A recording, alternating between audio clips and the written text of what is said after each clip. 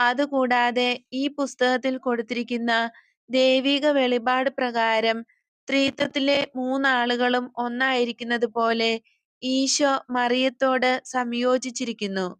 അങ്ങനെ ഈശോയുടെ മഹത്വം മറിയത്തിൽ പ്രകടമാകുന്നു. മറിയത്തിന് മറ്റുള്ളവർക്ക് ദൈവാനുഭവം പകർന്നു കൊടുക്കാനും കഴിയുന്നു. സ്നേഹമാകുന്ന ദൈവം ഭൂമിയിൽ വന്നത് തീയിടാനാണ്. രക്ഷണീയ കർമ്മത്തിന് ശേഷം ഈശോ പ്രദാനം ചെയ്യുന്ന ഈ സ്നേഹാഗ്നി ജ്വാലയുടെ പ്രളയം പരിശുദ്ധ മറിയത്തിന്റെ ഹൃദയത്തിലൂടെ ഒഴുക്കി സർവ്വജനത്തെയും അതിൽ ആഴ്ത്തുന്നതിനും ഭൂമിയെ സ്വർഗവുമായി കൂട്ടിച്ചേർത്ത് ബന്ധിക്കുന്നതിനും ദൈവം കാത്തിരിക്കുകയാണ്.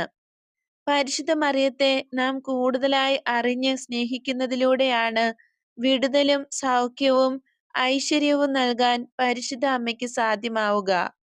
തിരുവചനം ഉദ്ബോധിപ്പിക്കുന്നു.